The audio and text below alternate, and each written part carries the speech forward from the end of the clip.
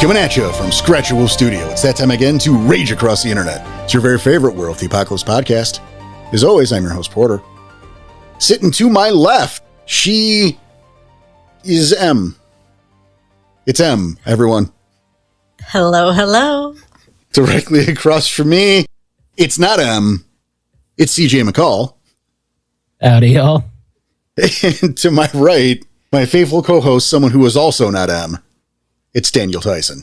Hey, everybody. What the hell? I don't know. I love it. I don't know. I mean, what, 6 years and Right. new name almost every episode? I'm doing my best. All right. Today, We're all M or not M. we all know who we are and we know who we're not. Yep. And we are on Rage Across the Internet, which once again is your favorite War of the Apocalypse podcast, a show that we cover all aspects of werewolf from the player to storyteller, beginner to veteran. And we have a special one for you today. And I guess before we get to the topic at hand, I just want to say, welcome back, all of you who are returning, and for your first timers, good to have you. Friends, it's good to see you. It's a fucking treat today. It is. It is. How are we doing, everybody? Doing great. Doing pretty good. Fun day already. I'm recovering from a long weekend, but otherwise, just fine. I think some of that will come up in a little segment that we like to start out with called This Week in Bullshit. And what's going on this week in bullshit? Oh, well. Last week, I was finally peer pressured enough by these guys to buy the game they've been playing because I saw that it was on sale. And so I decided to take the risk since I think it was 50% off where I'm at. Oh, excellent. So I was like, I'll pick it up. If I don't like it, I'm not wasting too much money. If I do, I get to hang out with the guys a little bit more. So I downloaded Valheim, and I can't stop. This is not an intervention because we're all in the same boat. That's true. Yes. To be clear, she has been playing on our backer server. I finally bought the bullet. I bit the bullet a couple weeks ago, and I paid out for the dedicated server so that we can all get on and play whenever we want to, 24/7 world for our backers alone. Which is a lot of fun because I'm in a different time zone, but because we have all kinds of different people that are backers, some people from the US that just don't sleep or sleep at weird times are online. So I still get to hang out, and we'll just be sitting like at the forge while just doing our daily things, and we'll type a couple things to each other. And then I'll go off and do something, and then they'll show up, and I'll be like, hey, will you help me carry these back? And we'll just type to each other, and he'll help me carry it back. And then, Or you jump into Valheim voice channel. yeah. And then, like, eventually, one night, I was like, do you just want to hop in voice? Yeah, that'll be good. Let's do that. And then other people start coming on, and then it's fun. It's been nice to talk to everybody again and hang out. I know I've been absent for a while, and I feel like this is a good way for me to integrate myself back in after being all the way across the world. No, true. We got a lot of people who are on third shift. You know, Yep. Yeah. and are not Americans as well. You know, you get something like Edgelord. You know, he's not here. No. I mean, a lot of people aren't here. It's only Danny and I in the studio, but Yeah. Well, He's much closer to me than he is to you guys. exactly. Yep. So it's nice. And yeah, the having more people there, it's a lot. The game's a lot more fun when there's more people, but also Yes. it's very dangerous because you go to hop on for 10, 20 minutes to say hello, and then it's like 3 a.m. Yeah. It was, no, you're wrong. It was 4 a.m. when I left. That's what I said. When you left, Yeah. When I left, it was 4 a.m. it was and then noon I when woke you up. showed up. And then I woke up 5 hours later. And then I've been gone for the last 24 hours celebrating a friend here's birthday. See, I thought you were in trouble. I thought you got grounded. No, I just learned last minute that we were going to be gone for 24 hours straight. And so the whole time I've been thinking, I started a build and I really want to finish it. So I've completely rethought it. I'm going to tear it down and redo it. Yep. Respect. This is one of those games that I think has been real fucking dangerous for the entire server as a whole, given just all the stuff you can do in it. Yep. Yeah. And the amount of time you can lose. Oh, absolutely lose. It's so much fun. I totally agree. Danny. Yeah. Oh, yeah. What's going on with you in This Week in Bullshit? Well, our anime journey it's still underway. Trigun it's happening. I'm watching it. I'm not enjoying it as much as I thought it was going to be. I'm just going to leave it there. I'm watching it. You can't just leave it there. Well, I'm not leaving. You're not going to get away with that. I'm not just leaving it there. No, you're going to get... I'll lead in my This Week in Bullshit to grill you on that. I mean, I'm watching it. I'll even say that there's a lot of other stuff going on where, I mean, one, Valheim, that's a huge one right now. There's a lot of stuff at work. There's a lot of stuff. I'm probably going to be moving again soon. So that's happening. Like I said, Valheim's happening. So usually Trigun's happening on the other screen while Valheim's happening. Plus the bullshit at work, which is kind of where my This Week of Bullshit's going to end up leading into. So I think maybe because of all the extra stuff, maybe that's why I'm not enjoying it as much as I thought I was going to. At the same time, it's not really the style I thought it was going to be either. Well, what does that mean? I'm not really sure. Like, were you expecting more, like, action all the time? Like a classic action movie sort of thing? It's more action than I expected. It's also less drama than I expected. So you want something with more drama? A little bit. Okay. If anything, this is just figuring out what Danny's style is. Right. You know, that's why he's like, well, there's not a... If we don't know what you like or don't like about it, we don't learn anything. That's fair. Yeah. We want to know what's wrong, what you want more of, what you want less of, and then we can tailor the experience. Yeah, that's fair. CJ, This Week in Bullshit. I've got a few different things that have been happening recently that it's like I've been wanting to talk about in This Week in Bullshit in a timely manner, but, you know, we've had game recording.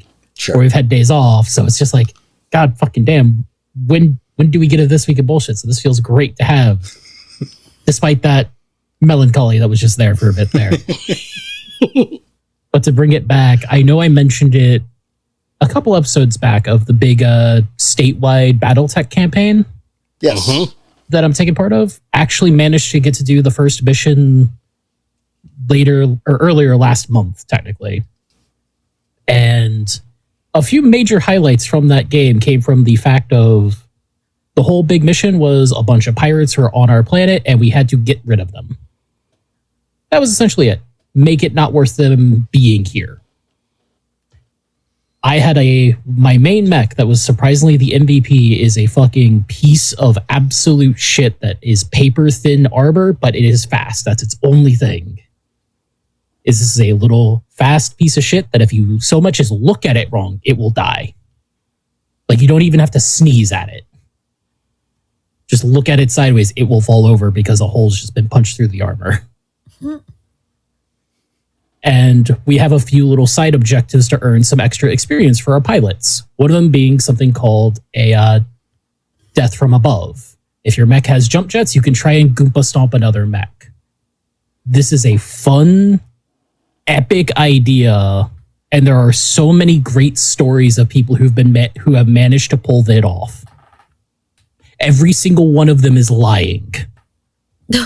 This is one of those strategies of, this is such a great thing. This will do so much damage. This will save the day. This will work every time. No, it doesn't.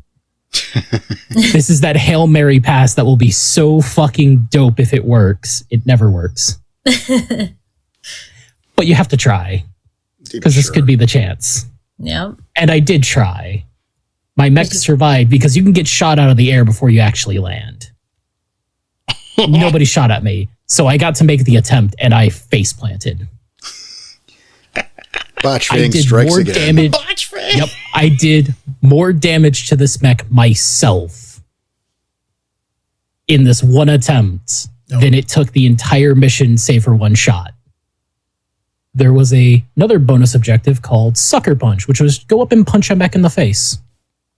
None of us were able to get into that close enough range without getting shot to pieces, save for this speedy little bastard who managed to get on a bit of elevation next to this heavy mech, a mech twice its size, and kicked it in the mouth. When you roll to see where you hit, you have it's just 1d6. On a 6, you will kick them in the mouth, and everybody at the table is like, this will be so cool if it actually works. It's not going to work. You're probably just going to kick him in the arm or something. I made the roll, boom, kick this mech in the mouth, and the pilot goes unconscious. So this little paper-thin bastard just managed to topple something twice its weight class. And very quickly left. Because that pilot's done his job. This was just extra spite. He failed that death from above. He's getting a promotion, so he's leaving. I mean... Nice. I mean, I guess that makes sense. He's the only one quick enough to get in there and get out. Fucking, yeah, before he swings back, right? Fucking, Get in there and hopefully not die of the bludgeoning damage. Yeah. So the first mission went well. We managed to actually succeed. The next mission is go clear out the rest of the pirates that are on the planet, apparently, and that should be happening in the next week or two. So, hey, maybe we'll have some fun stories out of that. Or maybe it will go horrible. Which might be a funner story, frankly. Yo. The best part is that pilot who was the MVP and left is having to sit out this next mission because they took a concussion from the fall. Whenever they on their face. Oh, not the player. All right. Yeah, no. The dude got hit with a rock or something. Yep. The good news is his Civic got T-boned by a semi, so I'm fucking in. Yep. But aside from that, I've been doing my own little anime journey recently of going through a bunch of like Hall of Fame animes that I never got a chance to watch until fairly recently. And recently I've started up Black Lagoon, which I thoroughly recommend to anybody who's a decent anime fan. If you have not seen it, you're kind of doing yourself a disservice. And there has been some peak werewolf inspiration that I've been trying really fucking hard not to make a pack that is just the main characters. Yeah. Like, that's the problem, is like the main girl, Revi, is so fucking werewolf coded with half the shit she does in her entire personality that it's hard not to just make her a Black Fury or a Glasswalker.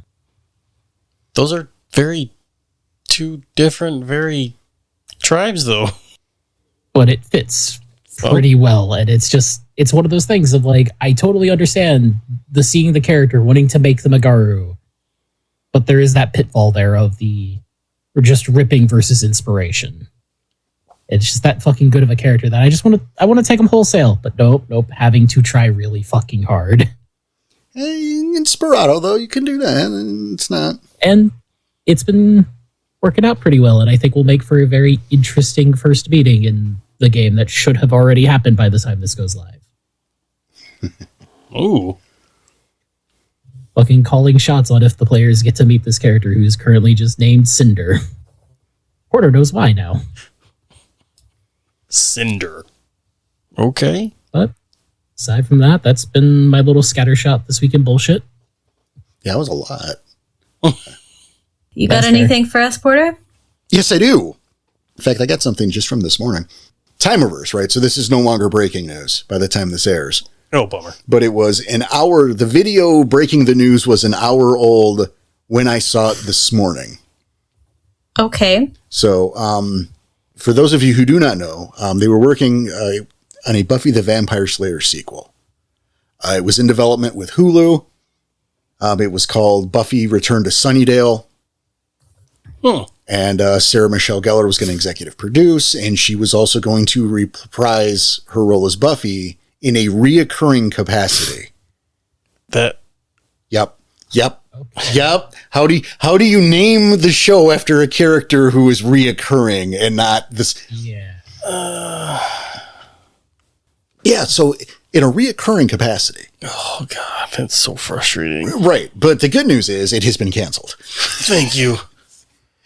This was in development. I know some people are really bummed out about that, but I'm aggressively not for that very reason. Yeah, right there is enough. Right. And, sometimes pilots will show up, right, and they'll like repurpose it and make a show like when, what was it, Brian Fuller did the Munsters reboot that aired as 10 Mockingbird Lane, and they just aired it as like a little movie event. Just a quick thing. Yeah. But they're not even doing that with this Buffy. So that pilot had to be that bad. It was that bad. Woof. Yeah.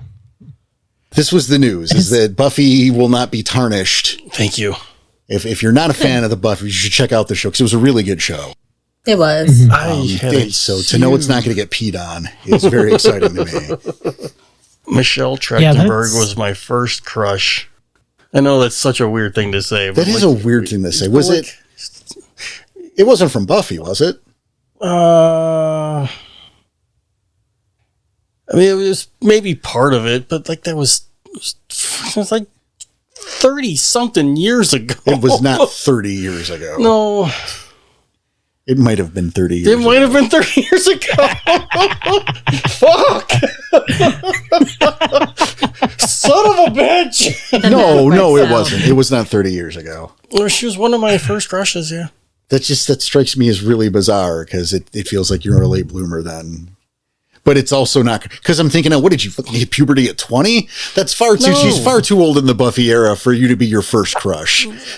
No. But also it's in the middle is where it's in the middle is where the thing is. I hate to break it to you. She didn't show up until season 5. So 5 years after what you're about to say. But she was in other stuff before Buffy. Yes, but that's why I asked if it was because of Buffy. If you were like because of Pete and Pete, I would understand, because you were probably in like 4th or 5th grade at the time, and that makes sense for your first crush. But if you hadn't had your first crush until you're like 19, I'm concerned about you. That's the difference. I'm sure there was more than just Pete and Pete, yeah. All right, Em, make us feel bad. 25 years ago was season 5. See, there you go. See? I mean, yes, that, but like I know there's more than just Buffy that she was in. 30 years ago. 29 years ago was season 1. Yeah.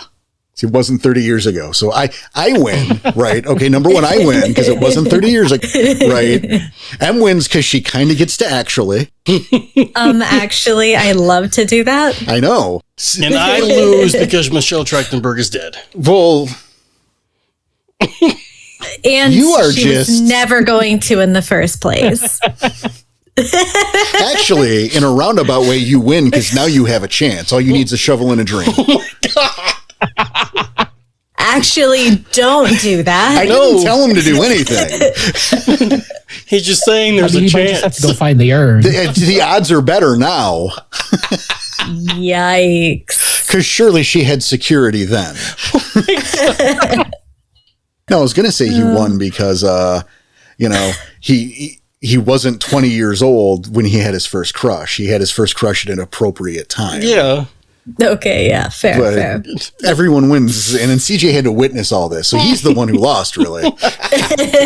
Yeah, a little bit. Of course, he's laughing. I think it's the audience. Probably. Yeah, Nickelodeon. Because of Nickelodeon, Michelle Trachtenberg.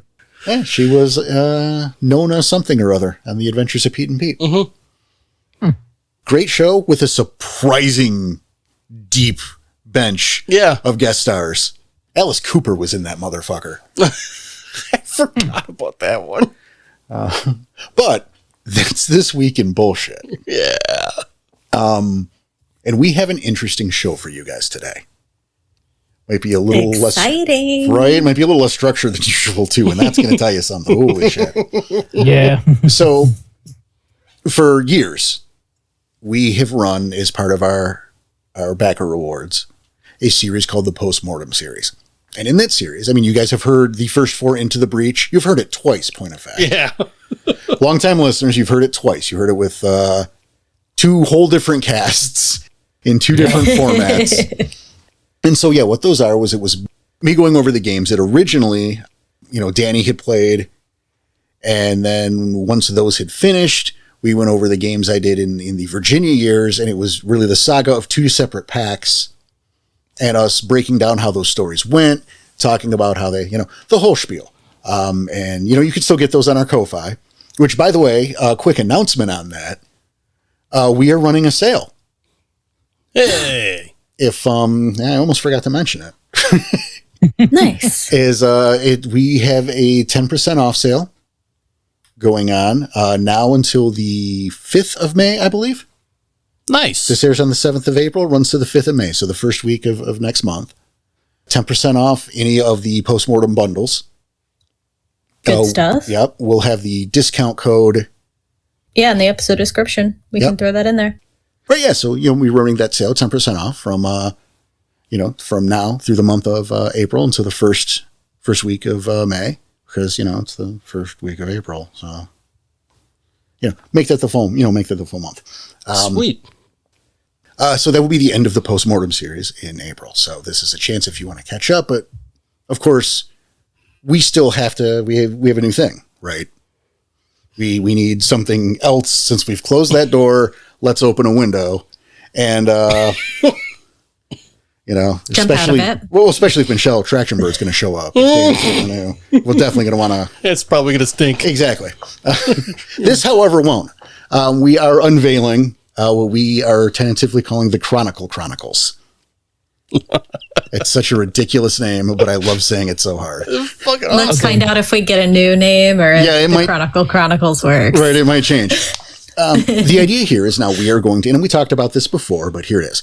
We are going to be building a game for you guys.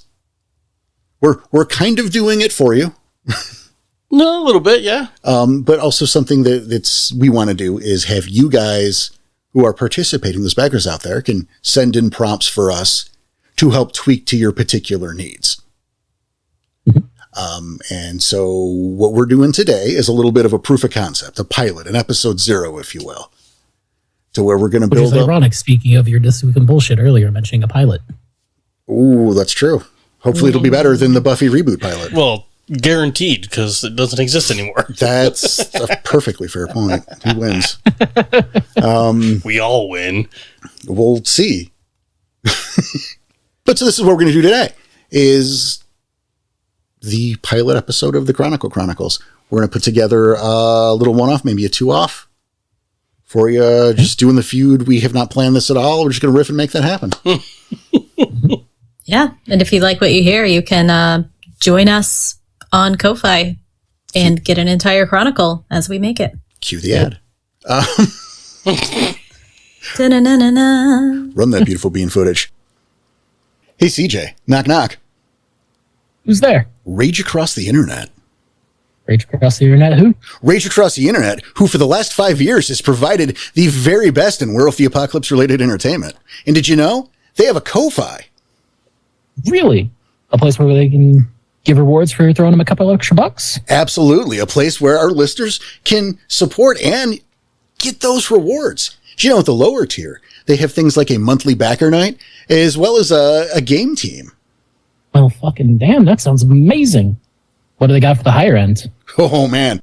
For the higher end, you get stuff like a bonus episode and what we call the NPC of the Month Club, where you get a character out of Porter's personal Bible. That sounds amazing and really fucking useful. Where would I go to get to that? Well, that's ko-fi.com/Rage Across the Internet. I think I'm heading there now. Okay. Welcome back. So let's, first of all, let's get ourselves a location. Mm-hmm. And, you know what? In honor of the postmortem that we just recorded like an hour ago, let's set this bad boy in Vegas. Okay. Fair. I like it. Yeah. Glasswalker Central. So we'll call it a Glasswalker Sept for the sake of ease. Let's pluck a I don't know if it's a fan favorite character, a personal favorite character that I promise you will show up in the Chronicle Chronicles is Mr. Hank Carver. Okay. A proper hard-boiled Glasswalker. Kind of tired of his shit. He seems perfectly at home there in Vegas. Little Lawrence Tierney going on with him. Or Kathleen Turner later in life, sadly. I don't know what happened to her. So we've got our location. Sorry. All good then. We've got at least one NPC. Here's the question. What kind of story do we want to make this a first changer? Start from the basics whenever it comes to this as that demo? Or are we going to go with somebody or a pack that's maybe more experienced? Well, it's a perfectly fair question. And how on the day, I feel like we should probably, there could be room, especially in the starting position for both. Yeah. But, Yeah. Mm-hmm. And offering alternate takes is something that we're going to be doing through this. We're going right? to have to, yeah. So Yeah. let's do both. And it's going to be, again, we're proposing a short game here. Mhm. So let's say, if it's an established group, the players were going to be brought in from a sept, let's call it Chicago, maybe New York, or perhaps Somewhere big. Yeah. Somewhere big, somewhere away. So it's not that huge big city shock necessarily, but it's still, hey, this is Vegas. It's a different city, but it's still a city. Perhaps, and let's go with this because we can make this work both ways. If it's first changers, or if it's established go, or maybe a rank 2 or so, even if, right? Even if you want to start a rank 2 game, they are brought to Vegas because Carver has called in favors to get additional troops to help with the problem. Okay. Yes. Okay. I see where you're going with that because you can do either one of those two things. You can do it with brand new Cubs, or you can do established pack. You're doing a brand new Cubs, like, no, just get rid of them. We don't need them. Hey, well, you got to prove yourself. Go to Carver. Or they're established pack. All right, Carver needs a favor. You're our guys. Go do it. yeah. And it also helped flavor kind of the initial reaction with Carver. Because, it's, what the fuck are they sending me? Just a bunch of kids? We'll have to make it work. Or if they are first changers in that sept with Carver, this could be a good rite of passage. No, absolutely. We figure Hank Carver is a no-nonsense, hard-boiled former detective. He's been put in this position in the sept in Vegas. The Bellagio, maybe that's where the sept is. Pick your favorite casino or your particular location, right? And we, on the day, will build around that. We have under 2 hours. We don't have weeks. Yeah. Right. But again, this is also part of, hopefully the audience participation. They'll send in, they'll give us prompts, and we can work from those prompts. We have to set a baseline. Yeah. And that's not even what we're doing today, but proof of concept, right? So even as is either beginners or more experienced characters, they're sent over to Carver, and Carver, being who Carver is already going to be unimpressed with whoever shows up. Yep. I was just going to say that no matter who he sends, he's unimpressed. Exactly. There's just the maggots. What the hell is this? They're going to have to prove the way no matter what. And Carver, being a character that is generally devoid of the spirituality that you would want in your Garu. It's all dollars and cents and fucking knives and bullets, right?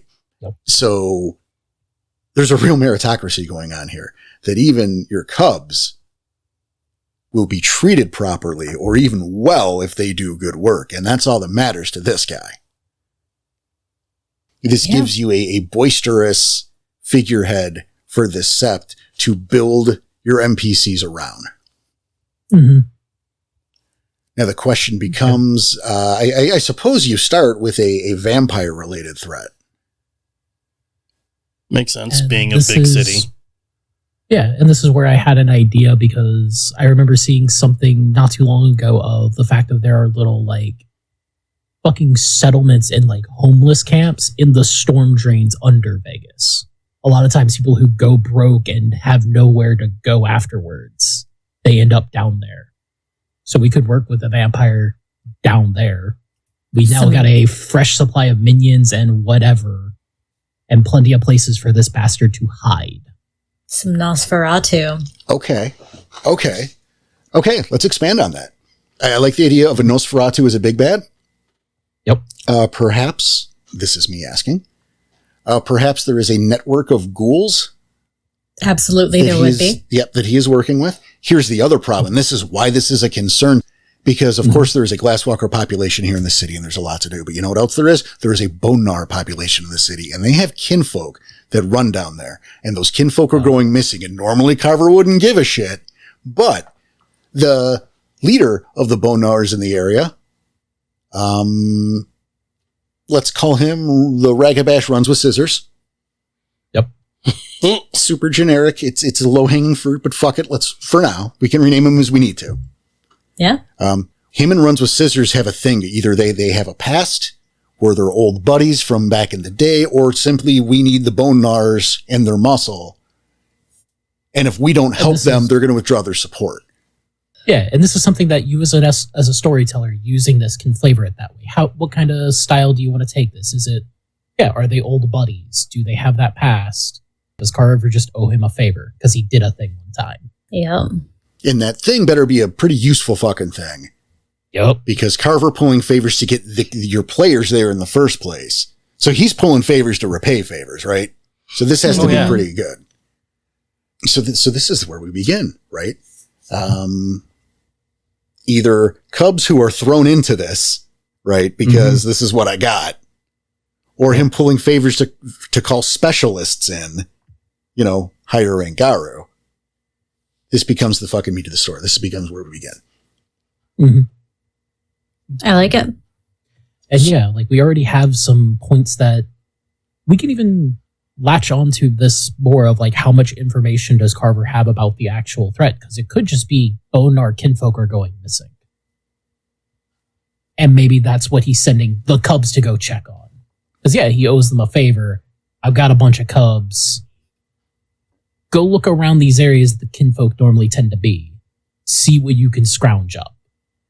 And to go two ways in the same direction, right? Mm-hmm.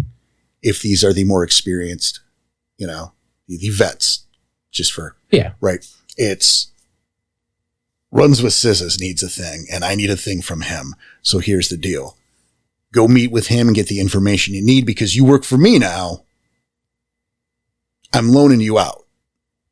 Which bridges that connection. It's the same thing. It's just a different pathway to get there.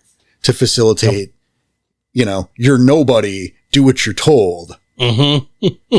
And Carver's still going to treat you that way because he fucking sucks. Or he's a piece of shit. But you have now the reasoning behind why the vets are now going off to go look for missing kinfolk. Exactly. And that way to get there, that's important. That difference is subtle, but it can be all the difference. Hey, look at that. We already have our fucking inciting incidents and our first action moving to the plot. I have a stupid question. And this springs from my lack of knowledge about Leechpire. The ghouling process is, and we're just going to use human because I don't want to get into the caveats and rules and the exceptions, just whatever. Mm-hmm. But if fucking Tim drinks vampire blood, if Tim ingests vampire blood, Tim is a ghoul? Is that the end of is that it? Yes. That's it. End of story. How they much? Have to continue 1 point of vampire blood from the sheet, which is typically a drink. So probably a full gulp. Like a shot? Maybe like a glass of wine. Yeah. I'd call it a glass of wine. That much? Yeah, about that much. That much. Would it be possible? Well, what was that, like 3 fingers? Yeah, 3 fingers. They're about. Yeah. We alcoholics, we measure it in fingers. Yeah, about 3 fingers. I'm just saying that the audience can't tell what. Well, that's why I said that. Yeah. Okay. So, would it be feasible for a vampire to taint a street drug with Absolutely. 100%. 100%. 100%. See, but that's the thing. I don't know, and maybe this has been done to death because I don't know vampire. But it's a tough thing to do as a vampire. There is a lot of things involved, but if anybody's going to do it, it's gonna be a fucking Nos. So because maybe Nosferatu are deformed. They're Yes. ugly. There's the reason why when you said sewers, CJ, the 1st thing that popped into my mind was Nosferatu, because that's where they hang. even I know that shit. Yeah. They cannot hang on the street, and they can't get ghouls in the typical way. So they always have to go about it in they always go about it in a skeevy way. Yeah. They pick somebody up, they force it down them, because nobody's going to want to talk to or be friends with this nasty looking individual that looks absolutely terrifying. So if anybody's going to taint a street drug or taint a bottle of wine or kidnap somebody off the street, it's going to be a Nos. Okay. And it's another thing of just a small little addendum to this. Vampire blood is extremely fucking addicted. Like so addictive. There's a reason why the ghoul book is called Ghoul Fatal Addiction. Yes. It's not just like, oh, I took it once, I don't want to be a ghoul, I'll stop. It's like, I don't want to be a ghoul, but holy shit, I need another fucking hit. It is cocaine mixed with heroin, mixed with just sheer fucking money, basically. That what it is. I'm losing my mind. Okay. Fucking so. Sorry. To help you out a little bit more, Porter, to get a little bit more excited, you get, if you consume enough, you get some vampire powers. So, okay. So, chapter 1, right? This is like this is like a Into the Breach 2-3-parters thing. So, chapter 1, The Arrival. Your player characters show up to Vegas to the tentatively named Sept of the One-Armed Bandit. All right. I like it. We establish Carver is the Sept's leader, who has gotten this pack here either because he pulled favors for the veteran pack or because this is what was sent to him as their rite of passage. Right. Yep. Okay. He's right. not impressed either way. Exactly. He's not impressed either way. Now, from here, we can meet some of the locals. Not a lot, because this is establishing, so we don't want to throw the whole cast of characters all at once. But maybe just who he trusts. Well, fine, but we got to keep it simple. So who's in the Sept? One pack, the Hounds. Fuck yeah. We pull those chestnuts out, right? I've got an idea. Is this a Sept or is it a Cairn? Just small clarification. I mean, it makes a difference. What if? Yes, is the answer. Because if it's... Okay. Because in my mind, if it's the veteran players, the first people they're meeting outside of Carver is probably the Gatekeeper. If it's the new guys, it's the Guardian pack. It's probably the Hounds. Or either way, because here's the other person I'm establishing right now, right? We have the Hounds, and we have we will call him Carver's liaison. Okay. His guy Friday, Jim Dooley. And why is that? Dooley is Hank Carver's son. Yep. Mm-hmm. So in this world, no calm, there's Jim Dooley. Which also, that scumfuck helps give you the tone of Carver and what we're dealing with. And see, at this point now we have a pack, a Guardian pack, right? 5 Gara. 4 Gara. I forget how many there were. That's sad. It's... The Hounds? Yeah. It was the 4 of us. It is 3. But we can do it without... died. But yeah. Lenny can be alive. Yeah. In fact, he should be alive so we can kill him if we need to. Yeah. There we go. Perfect. And it shows why they're calling in for somebody else as well, if it's so small numbers. You're not going to call somebody in if you've got 3 or 4 packs. But if you got the 1 pack, you need to call in that favor. Right. That first mission they do with the Hounds is when Lenny dies. Maybe. Maybe it's the final fight. Yeah. And that might be that too. But so we use Dooley is the go-between between Carver. So you get your big noise scene with Carver, the speech, welcome to Vegas, this is the what. And you have Dooley as the mouthpiece for the day-to-day. Yeah. Like you're going to meet Carver day 1, you might not see him again till the final day. Right. He's the boss. He's in the office. You don't get into the office. You can talk to me. You don't like that? Hey, I can put a bullet in you. Go fuck you. And hey, go fuck you. Not fuck yourself. Fuck you. And then again, we have the Hounds there for an older pack to maybe befriend, for the cubs to look up to. We established just a little bit with the Hounds though, because they're more of a background piece, right? Mm-hmm. We established the Sept in general, a little bit of the area. If it's the cubs, maybe you send them off, take care of a little Fomori problem. Right. We a little aperitif to let's, but really what we're doing is we're going to go on and we move over to the bone gnars. We use this, we go over and meet runs with scissors, and we meet, Trial by Fire and Captain Dumpster. These are the worst names, and I did not think about these at all. Yeah, Captain Dumpster is pretty bad. Trial by Fire might work. Trial by Fire is pretty bad. It's fucking Captain Dumpster is a war crime.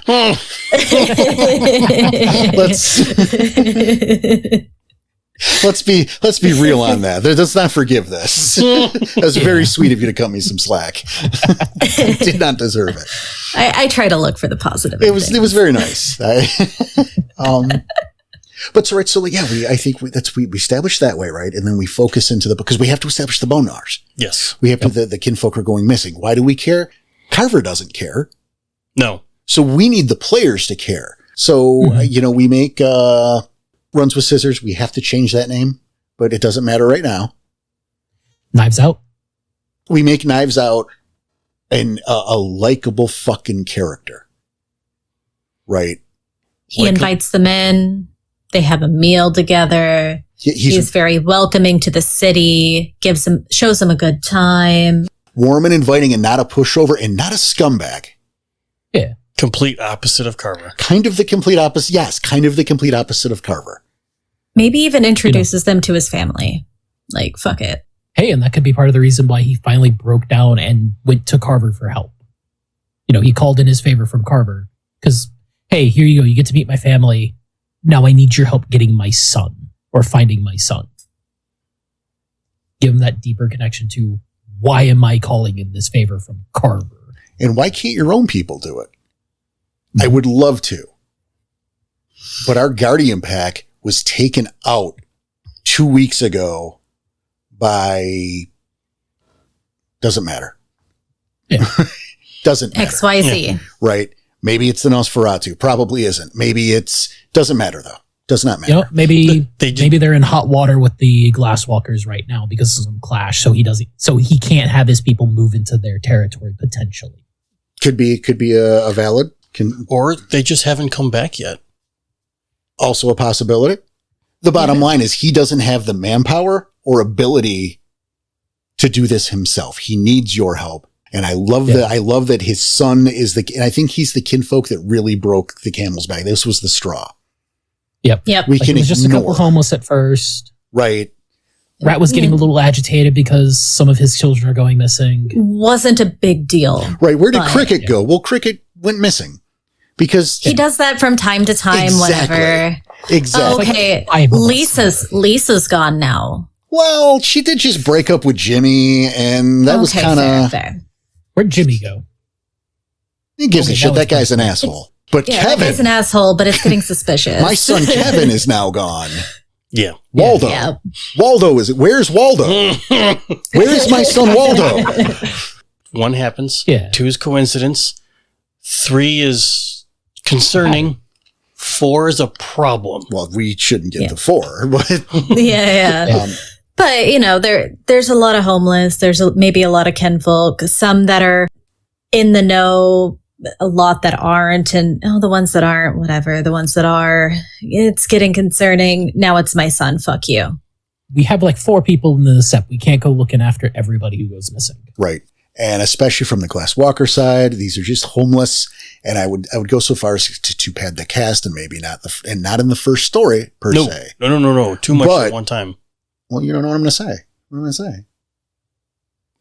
to say? No, I'm just fucking with you. we add a pair of, and again, not the first story, obviously, but Danny's right, is a pair of detective kinfolk.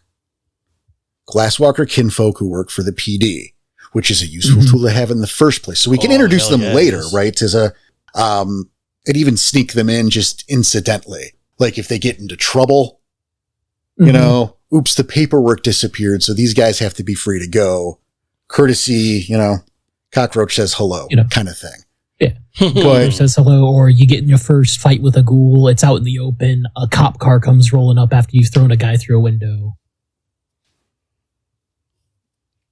The guy gets out. You working with Carver or Knives? Oh, okay. This guy's good. I like that. And that's getting the thing. Just that moment. Right. And that's the thing, because you can't get the PD involved. First of all, the normal police department does not care about lost homeless people. Because World of Darkness. I mean, a little bit real world too, right? But World of Darkness. Yep. But they especially don't care. Oh, it's bone gnawing kinfolk? Fuck them. Right. Yeah. So that resource is there, but they're no help whatsoever. And it's another reason why this is a problem for Knives. Yep. Right. Is that the PD is glasswalkered up and is actually working against them. Yeah. You know, he's not helping, but he's certainly, well, he might not be hindering them, but they're not helping, period. At the same time, in the background, it's building up that rivalry. Yes. Because world building is part of what we're doing here. Yes. It's an important part of what we're doing here, because ideally, right, we're running this. I mean, this is just our little demo.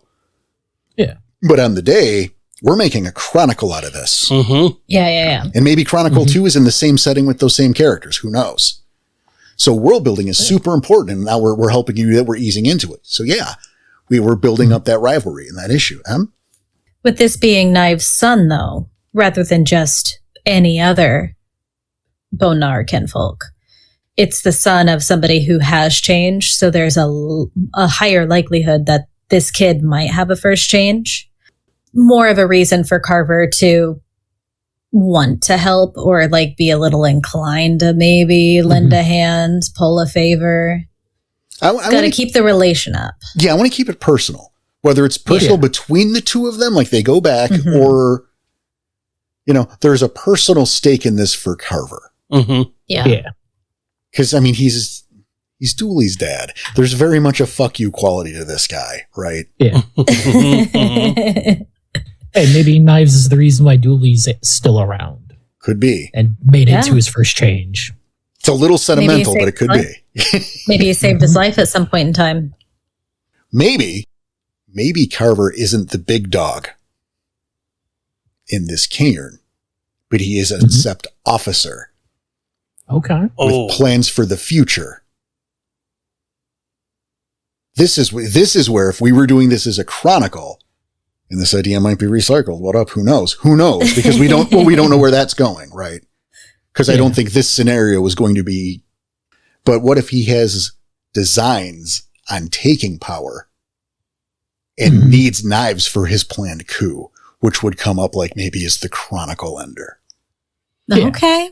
Yeah, I like it. So as the storyteller, you know, he's not the top dog, as you will. Well, as Cubs, you can present that however you want. Right. But even if we're doing that, like right now, story 1, he is our touchstone. Yes. You are working for Carver, regardless of who is running this sept.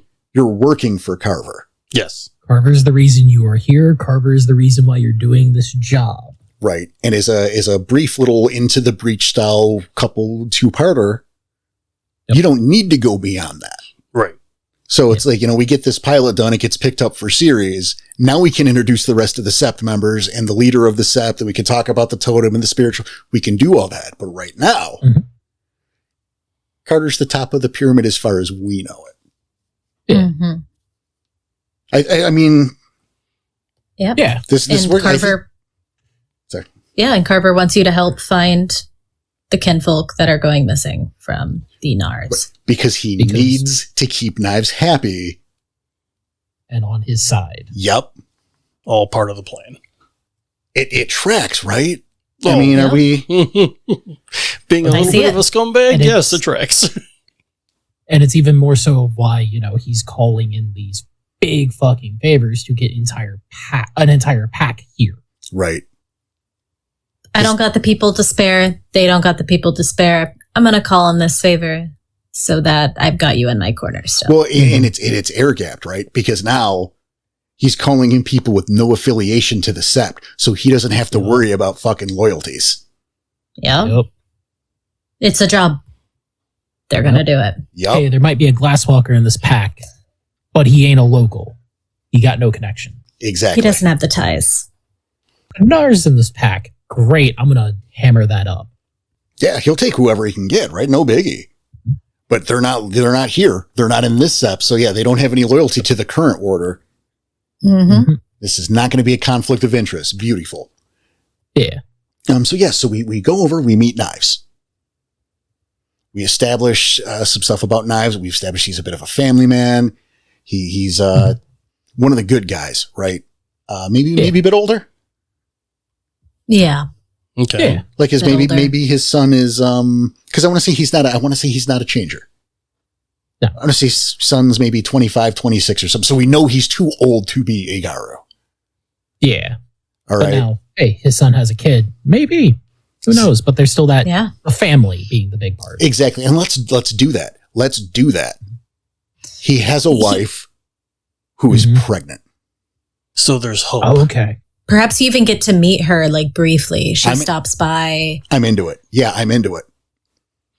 So now we have we like her. We like her. We like it, the poor pregnant lady with the kinfolk, Yep. maybe Garu on the way. We want to help now. Yep. They even Nice, been nothing pad but that nice up. to us. Yep. They're like extra nice to her because they're really hoping for that Garu baby. Right. And meanwhile, Yeah.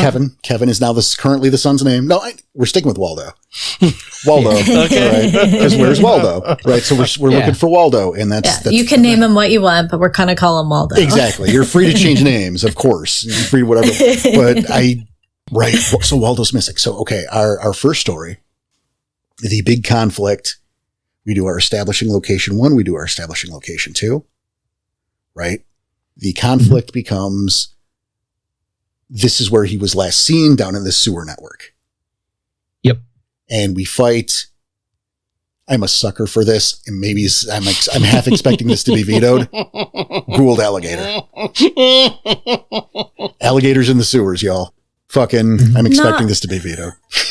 And this is where See, they both hate it.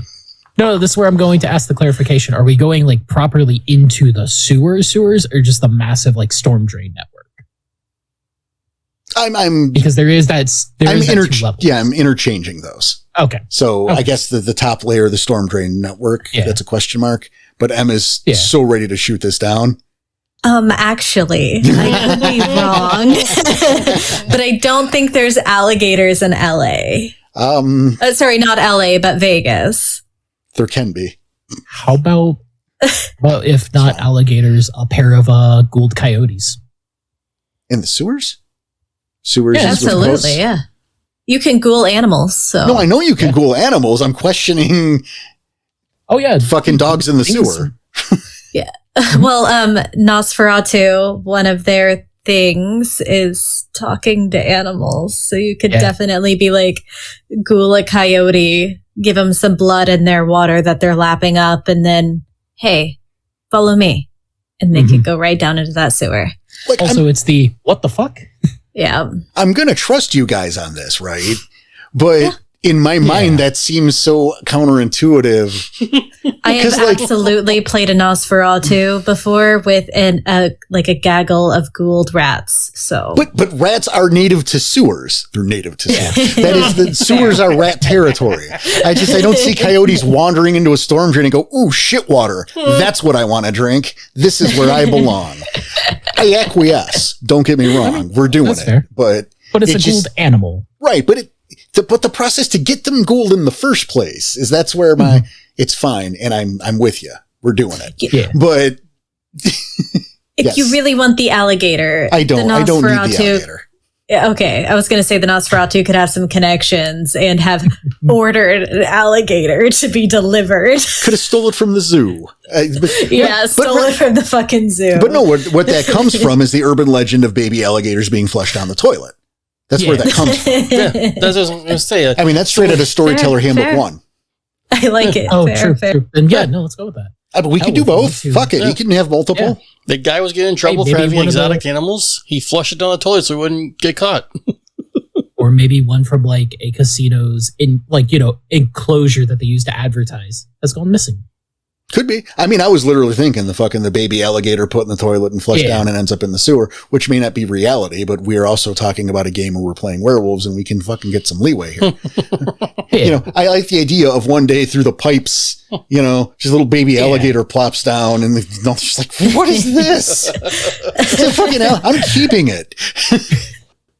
Okay, yeah. No, let's do it. I'm down with the coyotes too, though, because I like the idea as a plot point that there are homeless in the area people in the Storm Trade Networks who are mistaking them for wolves. Mm-hmm. Up to and including some of the Bone Gnara kinfolk in the neighborhood who are probably strung out and confused coyotes for wolves if you're high enough, right? Like if they're fucking drug and if they're taking fucking special vampire drugs they don't know about, extra bonus. But this can create further conflict later because obviously Bone Gnars aren't going to attack Bone Gnara kinfolk. So if there are wolves taking out kinfolk in the sewers, it's clearly a Glass Walker attack. Mm-hmm. This adds intrigue and another plot line for the future. We're using future in quotes, but there you go. Yeah. So I think we do both. If M will allow the indulgence of the alligator, we'll have alligators. there are ways to get an alligator there. We'll go with one alligator. Yeah, that's up to the background. Yeah. I'm just saying there's the precedent, the urban legend. You can make that urban legend true. I did Storyteller's Book 1. I'm okay if it's vetoed. And I'm not saying that the coyotes are contingent on the alligator, but I'm saying we can do both, right? I'm up for it. Yeah, you can. Like the coyotes could be a future encounter, or the alligator could be a boss fight. Who knows? Right. Boss fight. But we have some sort of major-esque ghoul encounter in the sewer, right? Is a central conflict. And they're going to be kind of a nothing thing because again, this is about establishing. But I think the end of part 1 is Waldo. Waldo's return as a ghoul. Yeah, all strung out and yes. What do we think? Yeah. And a fun little power that vampires can have. There are some of them that if you have drank their blood at any point in time, they can summon you to them. Like they can make you want to go back to them. Yep. So next question, and this is probably less important, but it's not. What is the drug? So this is going to have to be something that Waldo would have wanted to consume on his own? Yeah, I don't have a problem with Waldo having a drug problem. Yeah. So what drugs does Waldo consume?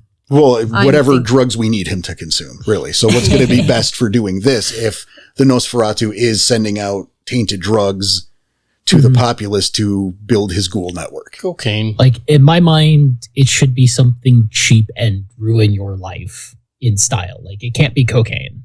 Can't be cocaine? Supposed to be... Yeah, that's too... It could be, but that's expensive. Yeah, I don't cocaine know. costs. Cocaine costs some money. What's cheap? Think of the people you see doing cocaine. I mean, could be something like heroin, the injectable. Well, then that's kind of what I was thinking, right? I'm just thinking of the logistics, and again, so I'm not sure how important that really is, but also, it's like he's not like I don't see a Nosferatu just like cutting his wrist and making bleedy weed. Bleedy weed. That's a fun sentence. But you know what I'm saying? Like, there's a level of how does this work logistically? Yeah, he could also have it mixed in with like some kind of opiate. Yeah, I think ultimately it's got to be ingested. Like either you have to eat it or you have to inject it because burning it would go against vampire stuff usually. You can't smoke blood. So Can't smoke blood. my gut says heroin. Yeah. Okay. Let's go heroin. Okay. Yeah. So that makes this a mid to late 90s game then? People still do heroin. Yeah, that shit's evergreen. No, guys, that's illegal. Heroin's illegal now. You can't. And is this an 1800s game then? I think the question still stands. I think the era really is not really that big of a problem because this is a kind of era universal plot. I mean, it is, but I would like to keep it it's up to everybody, right? But I would like to keep it, I don't know. 2005. That should be fine. Here's my concern. Mm-hmm. I would prefer it to be a pre-body cam society. Oh, yeah. 100%. Because body cams will defeat the purpose of our kinfolk police officers. Yeah. Yeah. That's my only holdup. So Is the that'd be less the one cameras, thing- the better. Yeah. Yeah, that'd be like the one thing of research you need to do is just when did body cams become a thing if you're not sure. Well, 2005 And- should be fine. Yeah. Yeah. Also, it's also a game. If you want this city to be fucking corrupt for some reason and all the cops not have body cams because of the kinfolk there, Yeah, right. And corrupt cops in could the world of also darkness. be an option. What? The kinfolk there have decided to just fuck off the body cams, and like maybe one of them is in power, and it's like, no, our cops don't need body cams. It's Vegas. Or we go the other way and they're so underfunded. I mean, either one could work. But Yeah.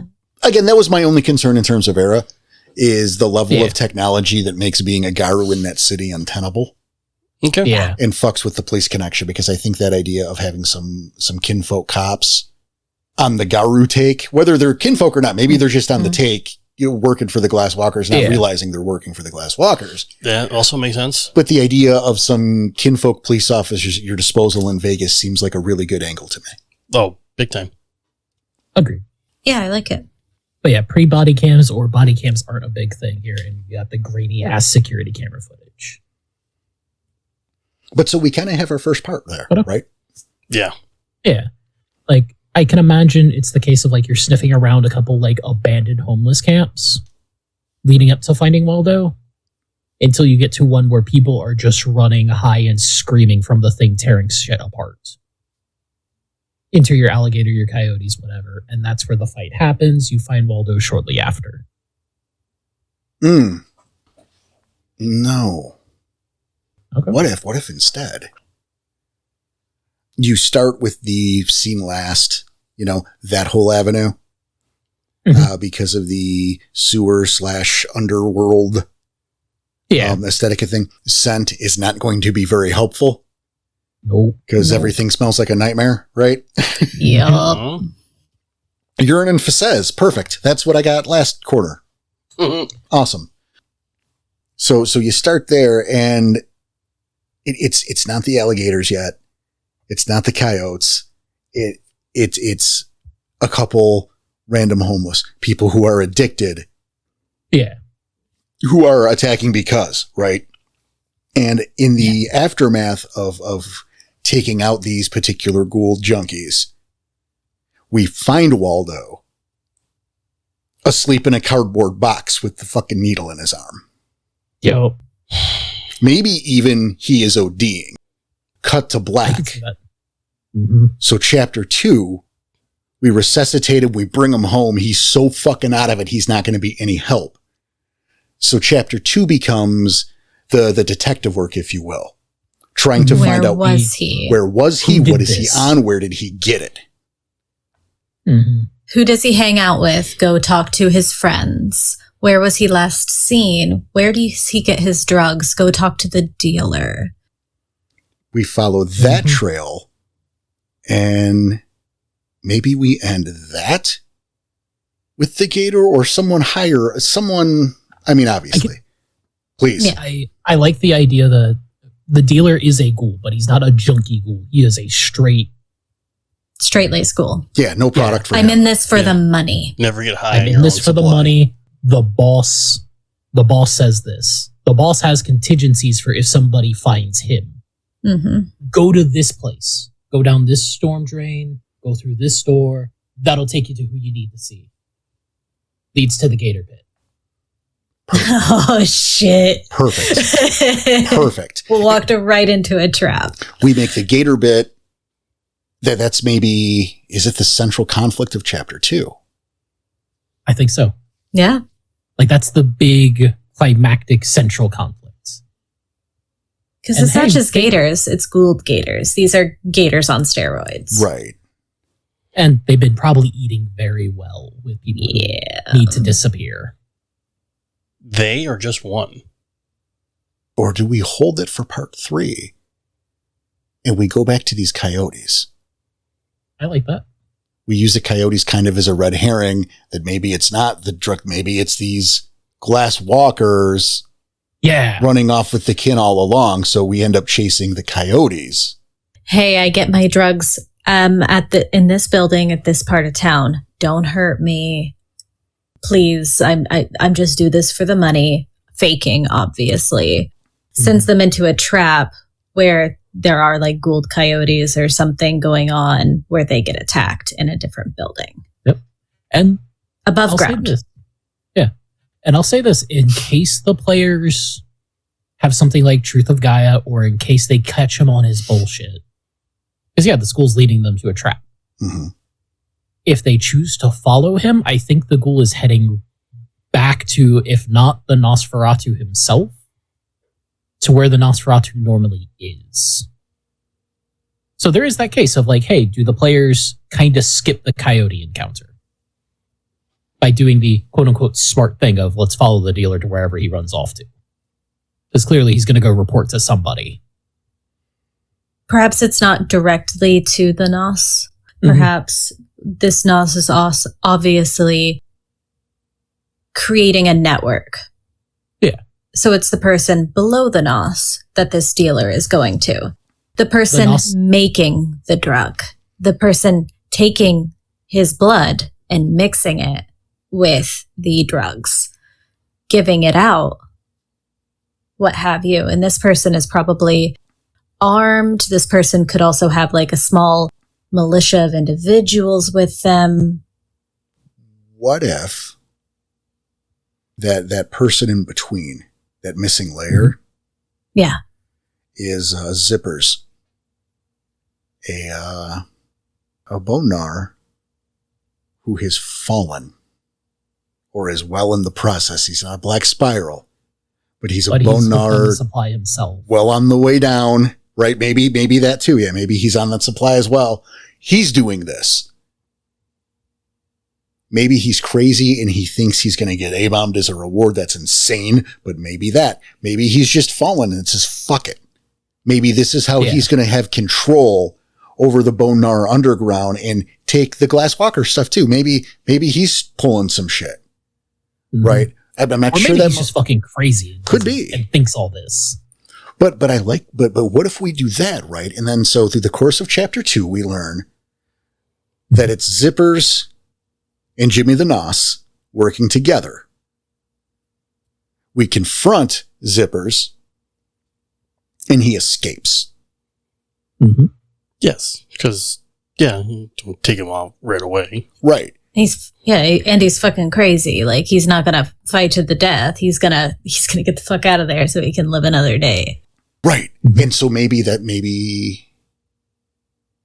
the culminant that we bring back those coyotes. Mm-hmm. Maybe. We were chasing them. Fine. Right. But now, Zippers is caught. So those, you're going to deal with those while he escapes. Yeah, he lets the dogs out of the kennel. Basically, he's who let the dogs out. We know who Waldo is and we know who let the dogs out. So no, he's going to escape and he's going to go back to Jimmy the Nos. Yep. Okay. Which leads the group to have to return to the cairn to report to Carver and to Knives. I mean, respectively, because Knives is on the cairn, or maybe Knives is in the cairn. At this point. Yeah. I think maybe Knives is a cairn official now too. Maybe not an officer, but he's part of it. Yeah. At this point, I feel like we can get away with that. Agreed. Yeah. This is how we build these things. This is how this shit evolves. Like how I look to the side like I'm facing the fucking audience. Like, this is how you go, guys. Oh, sorry. And the reason we do that, the reason I'm thinking we do that is because now you report back, which justifies the inclusion of the Hounds on the raid to take down Jimmy and Zippers. I don't know why Zippers, but it just was in my heart. I like it, actually. Yeah. It works. He's a fast, squirrely little bastard. He's just zipping around all over the place. There you go. I had no thought in it. It just sounds like a Bonari thing. Yeah. Sometimes that's all you do, guys. Sometimes that's enough. You figure out a reason later. And this is where I can imagine it's the case of you give it a day or two to prep for the raid. One of the Hounds is out looking, okay, cool. The kids have found something. Yep. Twitch, go track some stuff down with the spirits. You got a location for us. Great. Kids, come on.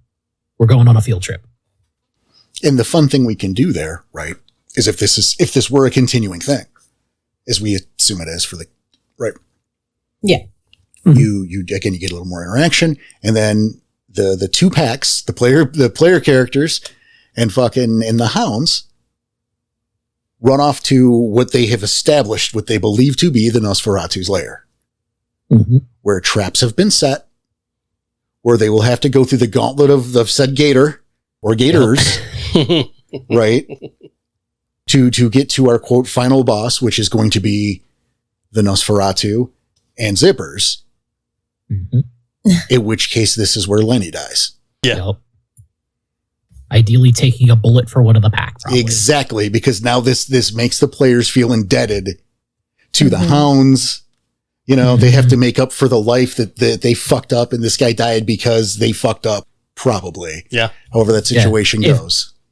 And this is one of the best parts as a storyteller. If you're running this fight and one of the pack is dead because of a dice roll you just made, Lenny spent a rage and he jumped in the way. Yep. And he saved their life, and now they're indebted and invested and sad. That's how we do that. And then, so the only question becomes at that point, because obviously we want to throw more stuff at them to make an appropriate threat. We had more ghouls, more crazy vampire magic, Garu gifts, maybe even Fomori intervention. Why would there be Fomori intervention? Well, because Zipper had friends in the Black Spiral Dancers. They were grooming them. I like that, yeah. And then so we decide, does the Nos get away? Does Zippers get away? Do both of them get away? They shouldn't both get away? Do neither get away? I think one does. Zipper gets away. I think Zippers gets away because he can hit the Umbra where the Nos can't. Fair. Okay. And Zipper, in this line of thinking, also has that connection with the spirals. Well, and he becomes your reoccurring antagonist. He very well could. Alternatively, if you feel it's important that he needs to die, you can accomplish more or less the same thing by having one of the goons, right? One of the Fomori goons who showed up, or even on Zipper's person, like a business card or something, leading to a location that the spirals came from to give you that angle anyway. If you feel they both need to die. This way you have a little wiggle room. It's not going to fuck you over. Yes, CJ. Yeah. Maybe it's a business card to a, R&D division of a pharmaceutical company with ties to Magadon. That's a big leap too, but that's the beauty thing is it can be, because what are we doing now is we're planning the next Chronicle. Yep. And this is like a 1 or 2-parter. That's the point, right? We just crafted a 3-parter. Yeah, 3-part. Two. How about Zippers dies, Jimmy doesn't? Because when you come back, Waldo's addiction kicks in and he goes back to the Nosferatu because he needs that blood again. He needs that drug again. And this is where, depending on how you want to do that connection to that potential second Chronicle or third Chronicle, either one of them could live or die, and you can plant the evidence on them. Who has the connection? Whichever one survives. Third Avenue. Because options are a thing. What if he does come out of it? And in some sort of withdrawal type rage or whatever, kills his wife. Fuck it. I can see that. All of these are good. Or we could also add, when you find him, something to kind of give a hint of what's going on. Somebody doing heroin or what have you might have some track marks. And if you look close enough, Perhaps the leech didn't lick the wound. Perhaps the leech can't lick the wound. And for those who don't know what licking the wound does, it closes up the vampire bite holes. Perhaps some of those track marks look a little suspicious. And the vampire has been using these ghouls to call them so that he has something to feed on without having to come to the surface. That seems reasonable to me. I have no idea what that means, but okay.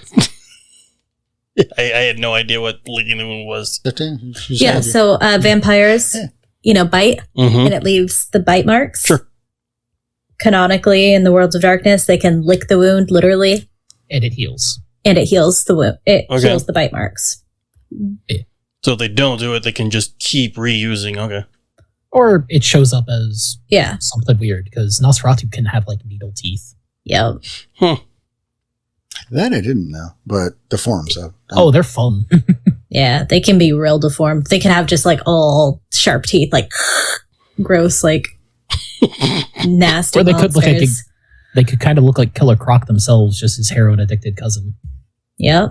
They could be part crocodile, and that's why they got crocodile familiars. I love Killer Croc. That's part of it now. That's part of it now. Nope.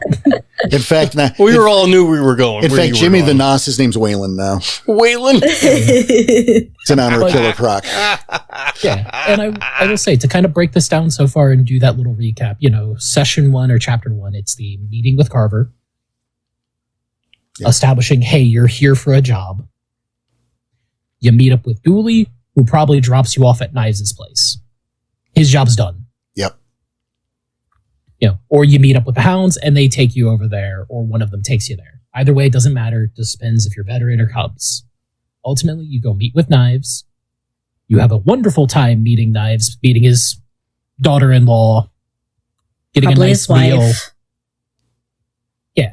Like, ultimately, having just a generally good time, ingratiating yourselves. Yeah. Let's add to that, actually. Because if we're establishing that Knives is now part of the Sept. Yeah. Right? So, excellent. But let's not... That introduction, I want it to be somewhere nicer. Not nice. But I like the idea. I want to make sure it's, look, we're not all homeless. We're not all bums. Like the Burbs? Maybe. I don't have a location in mind per se, but that it's not like a hovel. Yeah. It's not a slum. It's not a hovel. It's not a street corner. They're not eating in a cardboard box. Yeah. He's got an apartment above a restaurant. Maybe that. Yeah. But something, just a little breaking the stereotype for that reason. So he can go, look, not all of us are like that, but we do have like that. And this is where we need your help. I want to interject where that's important. Yeah, he's not the bag man. Right. He might have a wife beater and jeans, but he's not covered in 16 different layers of ratty clothes. Exactly. Maybe he lives in that apartment above a restaurant or some kind of business, and there are maybe a kinfolk down there working or that owns that business so that they can live there housed without an issue. Maybe his wife is the one that owns the business downstairs. Maybe that's a good angle, right? They have the right of the cardboard. He looks after the kinfolk. Right, but I don't want him to be homeless. I would rather him be like working class than homeless class. Yeah. The rest of the Bonars, paycheck to paycheck. Yeah, the Bonar kinfolk, fine. But I would rather have him being that kind of working man, and not him, obviously, because he doesn't have a job. His job is Garu. But giving off that aesthetic. Like, you're meeting somebody's dad. Like, you're meeting somebody's dad who might start up a barbecue pit for you. Yeah. Perhaps you go sit up on the roof of the building and have a little grill out together. Like, just something a little gnarly, but like at first you're in the living room. You greet everybody. Everybody says, hey, his wife pours you a glass of lemonade, gives you a big hug. The daughter-in-law comes over, is kind of distraught, and it's like, hey, it's time for dinner. Let's go maybe she light up the grill. Know yet. Maybe she doesn't know yet. Maybe Jim, Waldo's just off on business. That's what she's been told. So here she comes in as happy as can be. Oh, when you gonna pop any day now? Blah blah blah blah blah. Okay, kids, let's go up to the roof. I'm gonna make you something. Yep, and I like that. Where you get that slight drop in the. I gotta act like the family man around everybody. I gotta be nice and happy. My kid's missing. we have dinner with the family. Mm-hmm.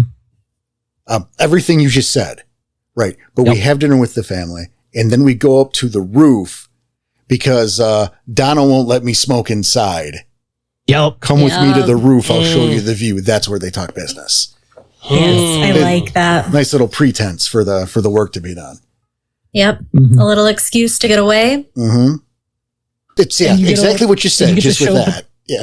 Yeah, and you get to potentially show a different side of this, because if he's all nice and all family man, I know players who'd be like, this man is evil, he is going to murder us in our sleep, he is too damn nice.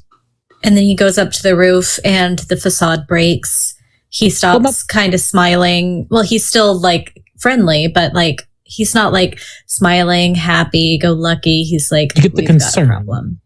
Yeah. Yeah. You get the worried parent. Things are wrong and I need your help. Yeah. You know, we're not going to scare my daughter-in-law. I don't want to worry the wife. Right. You know, the wife maybe is already a little worried because she's not stupid and we've been married a long time, but she doesn't know how bad it is. Up. Right. Yeah. She knows. Yeah, exactly. She doesn't know how bad. Right. My wife, Donna, she's in the know. We're still going to keep her out of it. She knows her part, but my daughter-in-law, Rebecca, we're going to keep her out of it. Perhaps like as even a hint to that, while you're down there having dinner, while she's like prepping the food, he comes in, he's like, hey, is there anything I can do to help? And she's like, no, are you okay? You've been acting weird. And that's just something you hear off to the side if you're listening. No, sweetie, I'm doing fine. Everything's fine. I'm just stressed. It's work. You know, work stressful. You know, just a small little detail that might get brought up or might not. It might not even be relevant, but Donna knows Waldo's been to rehab once before. Mm-hmm. So it's not like he suddenly developed a drug problem. Yeah, maybe he fell off the wagon. Yeah, I don't think his drug problem's a secret. No. I think him falling off the wagon is a secret. Yeah. Good point. Yeah. The daughter-in-law might not know or might just know, hey, he's been sober for 2 years. There you go. I love the So number. she's not worried about him falling off the wagon. Right. Like, oh, this is my daughter-in-law. Oh, where's your son? Oh, Business. at work. Yep. Business trip. Out for business. Doing something. In fact, Excuse. Let's lean on the 2 years on the wagon. Mm-hmm. Off the wagon. Go off the wagon No. when you... On. Yeah. 2 years sober. He's been sober. Yeah. On the wagon is sober? Yeah. Correct. Oh, yeah, you're right. Okay, I got mixed up. I suddenly like the idea that I'm walking around telling people that don't worry, I'm off the wagon. For 5 years now. Okay. No, but right. Maybe we really lean on the wagon so that when he shows up strung out, it's a surprise. Yes. Yeah. Yeah. Like even Knives doesn't believe that he'd be using again. Yeah. And maybe you even get like this scene of the wife, the pregnant wife, upset and angry and just kind of showing some concern and having to leave the fucking room because she just can't. Yeah. Yeah. Like at dinner. Like when you bring him, oh my God, fucking the next, the start of that session after you find him is somebody carrying him and dropping him on the bed in the guest room or on the couch. Okay. The daughter-in-law is in hysterics because what the fuck is going on? Why are Is you he guys dead? rushing in? And Donna has to take her out. Like, come on, honey, let's go to the kitchen. Yeah, come on, Becky. We gotta let him do the thing. Let him do the thing. Yeah. And just getting to have that real start of fucking, okay, cool. We found Waldo. Great. Day is saved. Next session. What the fuck is going on? Yeah. It's that high energy. Yeah. And again, and this breaks it too, right? Because if we don't believe that he's off the wagon, if Knives believes, then it's not, he fell off and is he's out of out doing bender. drugs. It's he's been kidnapped. Right. It's who did this? Yes. Who did this to my son? Right. Because we don't know where he is, but there's no way in hell he's using again. Right. He's been None percent clean. chance. Clean for 2 fucking years, which let's call it a year and 8 months or a year and 6 months. Well, that's exactly what I'm thinking. Almost 2 years. Right. They're at dinner and they're talking about how they're going to celebrate that 2-year anniversary. Yeah, next week's his 2-year Right. chip or something. The 2-year chip, they're going to celebrate. But he's secretly, he's been off the wagon for 6 months. Right. Yeah. But yeah, so if we remove that possibility from the NPCs that he's using, this is a kidnapping. Yes. Yeah. And so it changes how somebody's done something horrible. Right. So this changes how they view the thing, and then they find out here he is strung out on fucking magic ghoul heroin. But at first, they just think it's just heroin. Yep. So what is the thing that tips that? So we've got the marks if they forgot to lick or don't have the ability to lick. Okay. That's one option. What else?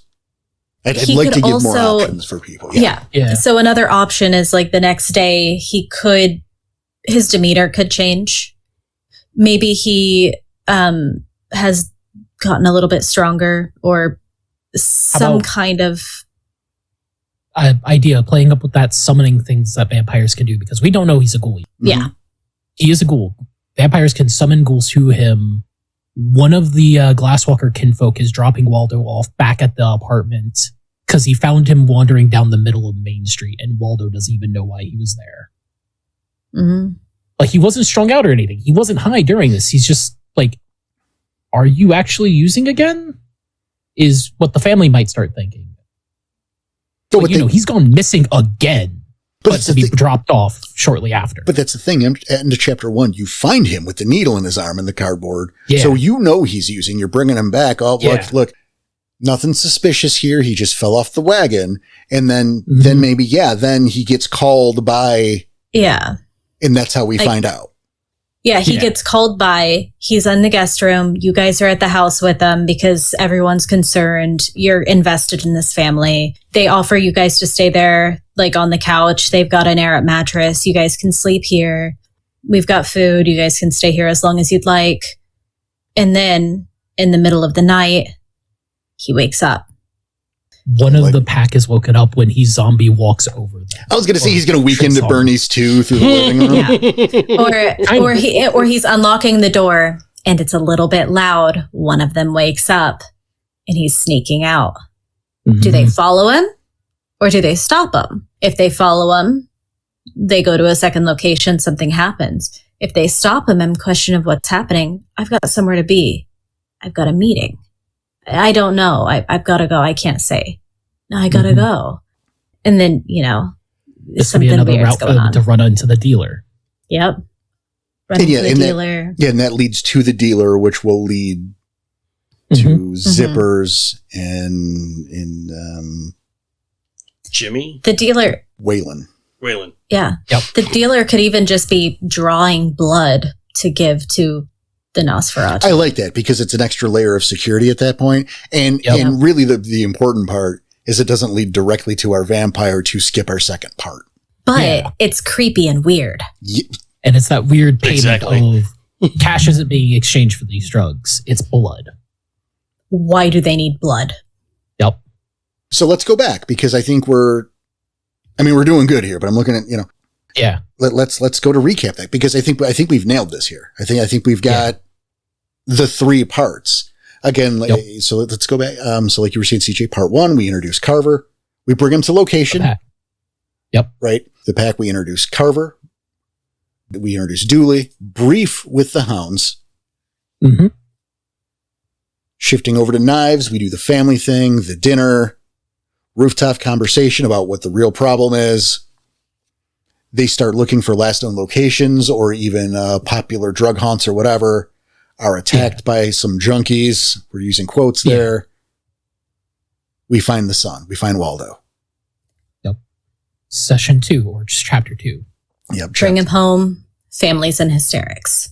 Yep. Everything is high tension. Everybody's upset. Knives is not the happy family man. He is on the fucking edge at this point. So you get to show that class. You get to show that hey, he's still a Garu. Yeah.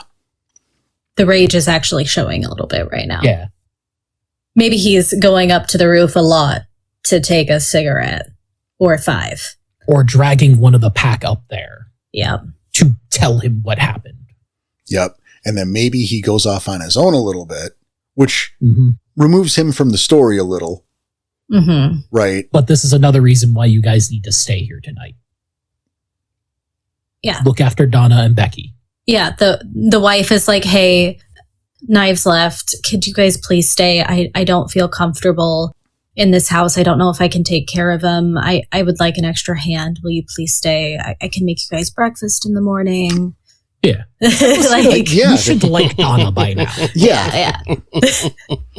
No, She's the sad wife. She wants some help. Her husband is angry and left. Her son just came back on drugs right before his 2-year sober anniversary. It's sad. Yeah, no, perfect. Wake up in the middle of the night to him trying to get out of the house. And now if we want to make this a 2-part and not a 3-part, this is your story break.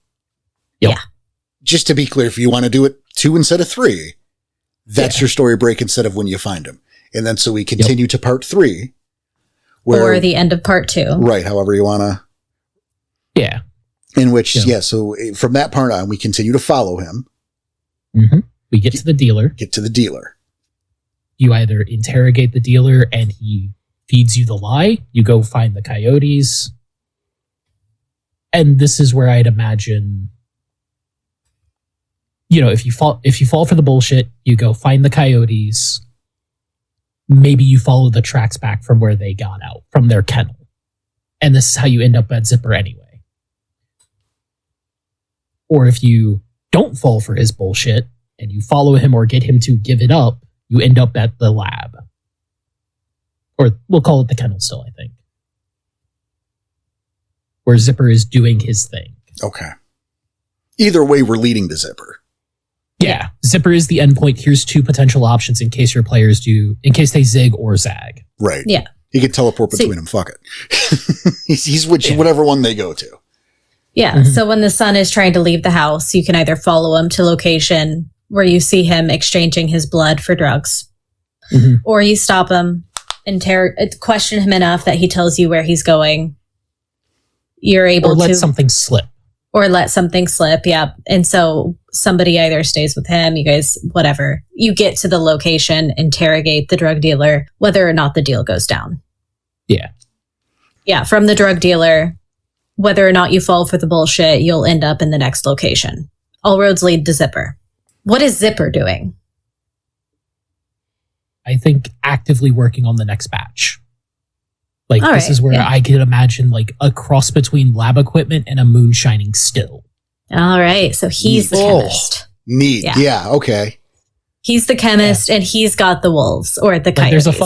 There's a centrifuge that runs off of a bike. Yep. Oh my God, CJ. I like it. So yeah, roads lead to Zipper, but Quick not an fight. encounter with him. Oh, he gets away. Yeah, he gets away. Yeah. Yeah. Zipper gets away because either, you guys beat him. He managed to run off after freeing some more of the coyotes. Yes, that. Mm-hmm. Zipper or gets if the away. pack is doing horribly enough, getting out of there because base is ruined. I gotta start somewhere new. Mm-hmm. So are you thinking like he's going from the coyotes? So it's the case of like if he's kicking the pack's ass, right? He's more focused on torching the place, moving to the next lab, basically. No, I get that, but like I'm going back to your like makeshift lab here. Yeah, but like the coyotes and the lizard are in like big fucking dog. The alligator, but like he's going from animals to human trials. Well, the gators aren't there. That's the Nosferatus. Yeah. The coyotes are backup given to him by Waylon. Okay. It's just in case. Yeah. Plus, hey, maybe a junkie gets out. Somebody who's actively drawing blood from if he's got a junkie that comes here. Yeah. Send the coyotes. I don't have to fucking deal with them. Right.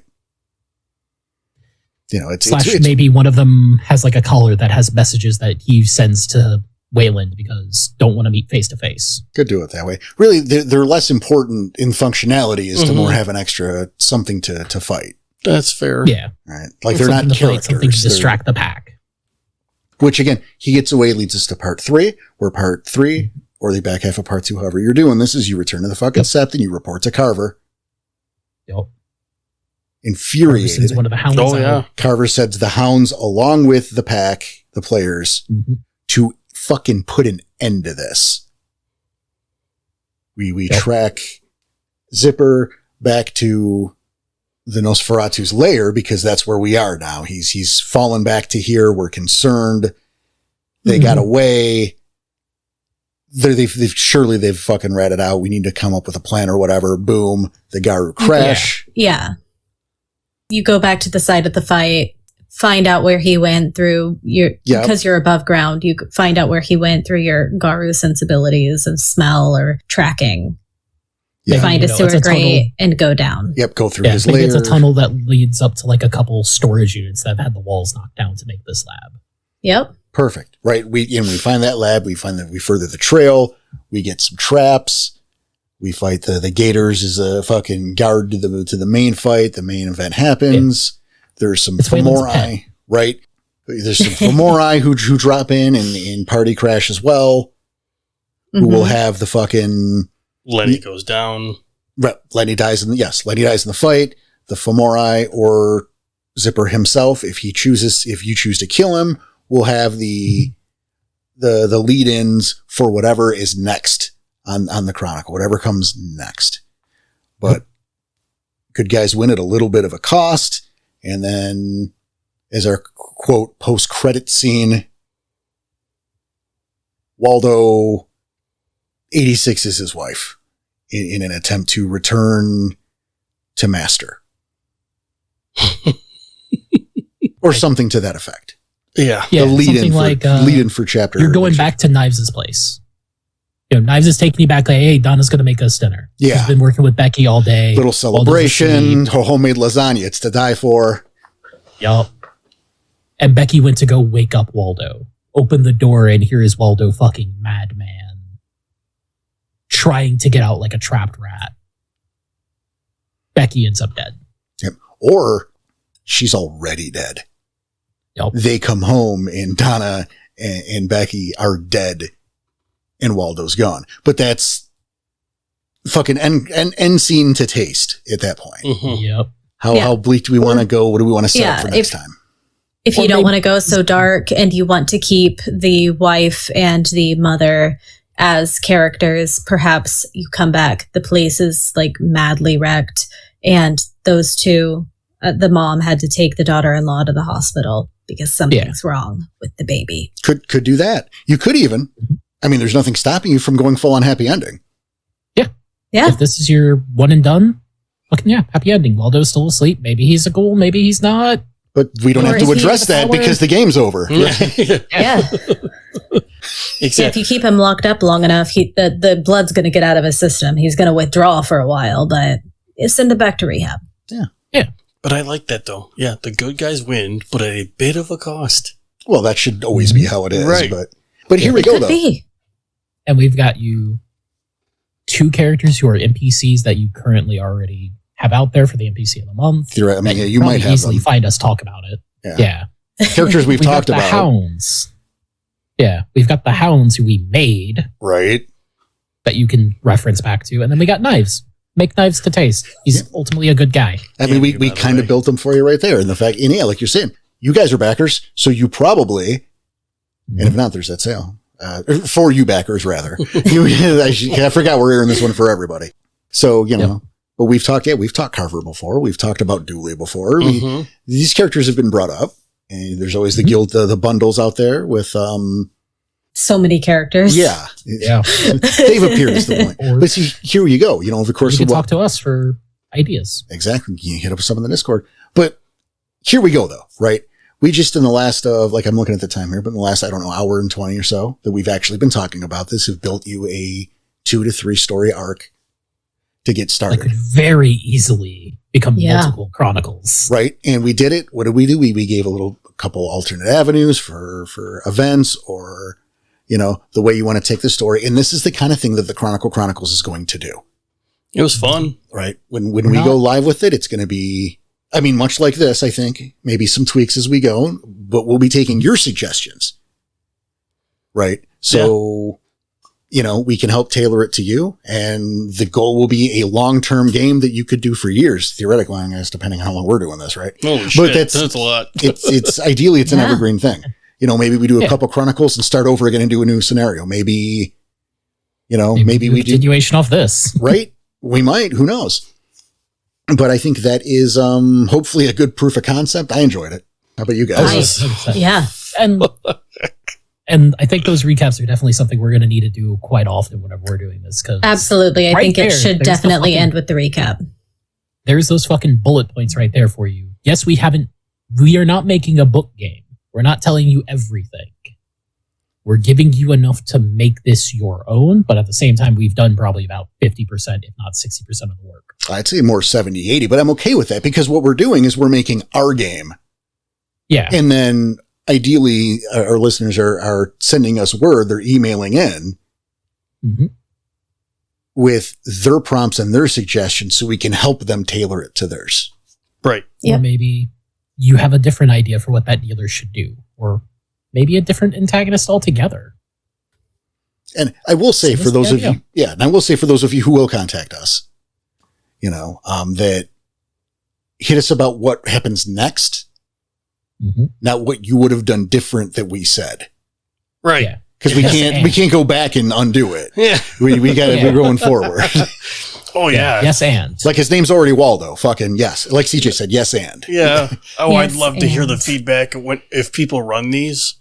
Yeah, I'd love to hear how it goes. Like, for example, what I might say is, yes, and what if the wife gets schooled, the pregnant wife? See, right? And that's a helpful thing we can build off of. Not, well, you shouldn't have killed her. Well, but we did, so. Right. And we didn't at the same time. No, exactly. Yeah. And that's the thing too, right? That's the beauty of it. We could leave it with a cliffhanger and then you could come in with a suggestion. What if she's the one that gets schooled afterwards? He gets hurt. She's like, no, please don't go. And he's like, come on, you gotta come with me. Gets her ghouled. And what if, she's got a needle in his pocket. She takes it right to the belly. Oh, that Boom, too. she's ghouled as well. Maybe the kid is too. Who knows? Fucking horrible. Little ghoul baby popping out like an alien. Yep. What's gonna happen? Fucking yikes. But there's the possibilities. Give us the suggestions and we gotta come up with something. Right? There are the possibilities. And hell yeah. And remember everybody, this is going to begin, this is the gold level backer reward that will start in May. That is the May backer. The first part will be the May backer reward. So I wanted to make sure we had time. Right, the rest of April and the rest of May. For those who are not backers, backer rewards show up generally the first week of the next month. Right. Because we want to give everybody the entire month to sign up. Yep. And get the benefits. Right. So it's technically, you have you have to the May 31st. Same with the movie. Is there a May 31st? Did I make it that day up? Great We'll call it question. 30th just in case.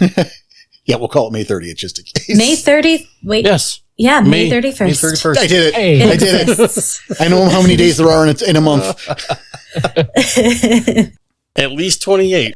Grown ass man has seen a calendar before. Yeah. Oh shit. All right, guys. That is our time. I think we all had a blast doing this. I think this is a great proof of concept. I'm happy with this. I hope the rest of you enjoyed it and are curious and are as excited about this new series as we are. We love the postmortems, but sadly that is over. This is the new thing. And I think this is going to be super cool. It's going to be a lot of fun. Absolutely. So I think that's about it then. So on behalf of everyone here at Scratch Wolf Studio, we want to thank you for your support and thank you for listening. And make sure, take care of yourselves, take care of everybody else. I mean, you take care of your people. We're all in this together and we all need some help sometimes. And let's just band together and have a good time. And we'll see you next time. See you next week. We'll see you.